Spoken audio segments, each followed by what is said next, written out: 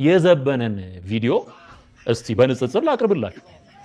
ግራ ስለገባኝ እውነትም የዘቤ የነቢይ ዘነበ ትንቢት ቀርቶ የቀሲስ ዘበነ ትንቢት ሊሰምር ነው እንዴ ብዬ እንዳስብ አደረገኝ። ጌታን እውነቴን ነው የምላችሁ። እስቲ የዘበነን ትንቢት ላሰማችሁ። እንዴ ታቦት የሚል ከሆነ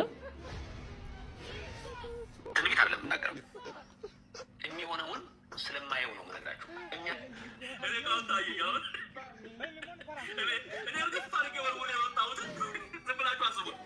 አሁን የሚታወቁ ፓስተሮች ምናምን ሚዲያ ላይ የምናውቃቸው ፓስተሮች አራት ማዕዘኑን ያን መጠቢያው ማለት ነው ጨርቅ አልብሰው አንሶላ አልብሰው ሲወጡ ዝም ብላችሁ ሳሉ የምትወዱትን የፕሮቴስታንት አስተማሪ ታቦት ተሸክሞ ሲወጣ ዝም ብላችሁ አስቡ። ቲነጅና በነገራችን ላይ ዘበነ ታቦት ተሸክሞ አይቼው አላውቅም። ዘበነ ታቦት ተሸክሞ ይሄ እንትኑን ማለት ነው ጣውላዋን ተሸክሞ አይቼው አላውቅም። ቄስ ነው እንግዲህ መሸከም ይችላል፣ መሸከምም አለበት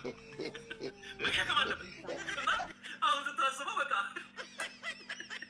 ጣውላ ተሸክሞ በኢየሱስ ክርስቶስ ቲነጅና የእናንተ ሲገርመን ወደኛ ልታመጣው ነው።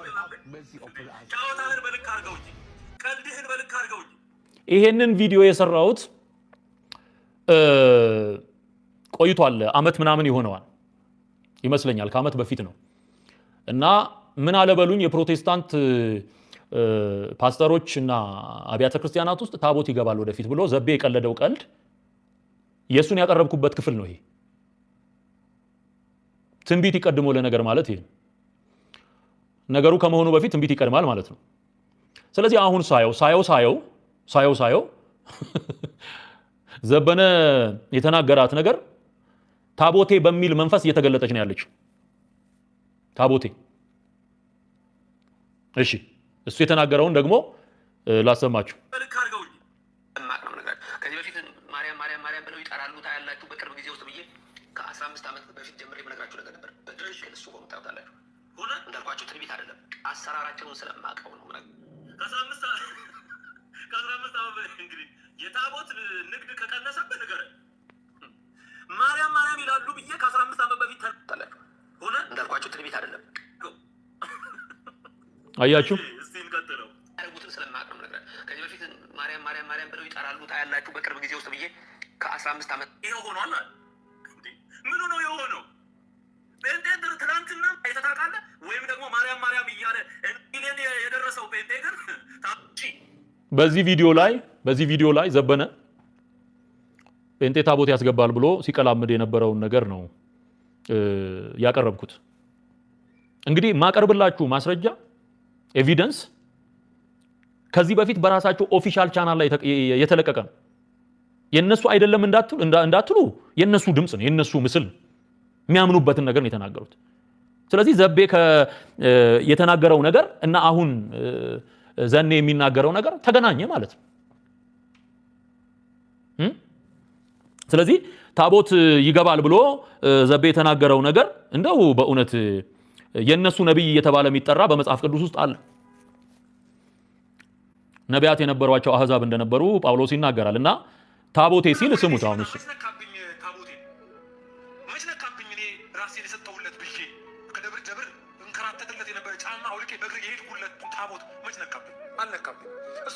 በእግር የተንከራተትኩ ከደብር ደብር የተንከራተትኩለትን ታቦቴን አልነካብኝም ነው።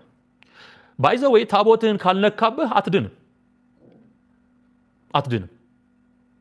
የኢየሱስ መገለጥ ያስጣለህ ነገር ከሌለ አልዳንክም። ከዳንክ ጥለሃል፣ ከጣልክ ደግሞ አትዋሽም።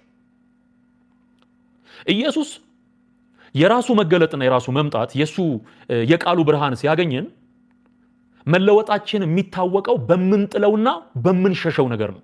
መዳን የሚታወቀው እስቲል ታቦቴ ማለት አትችልም፣ አልነካብኝም ማለት አትችልም።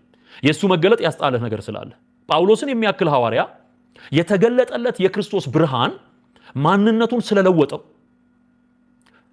የጣለው ብዙ ነገር አለ።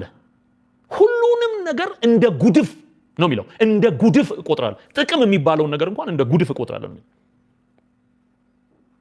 ስለዚህ ማንንም በማባበል አልሰብክም ነው የሚለው ጳውሎስ። ማንንም የሰዎች መዳን ሐሰትን ቀባብቶ በማቅረብም አይገለጥም።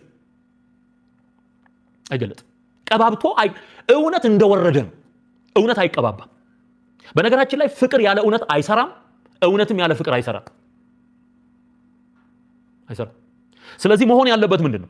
አገልጋዮችን ማለት በኦርቶዶክስ ቤተ እምነቱ ሲያገለግሉ የነበሩ የወጡ ጥምጣም ጠምጥመው ካባ ደርበው የሚያገለግሉ አሉ። ታቦት ትክክል እንዳልሆነ እየተናገሩ ያሉ አሉ። ይሄ ህዝብ እየሰማ ያለው የዳን ያለው እኛን እየሰማ ነው። በዘመኑ እግዚአብሔር እየተጠቀመ ያለው ከዛው የወጣነውን ሰዎች ነው።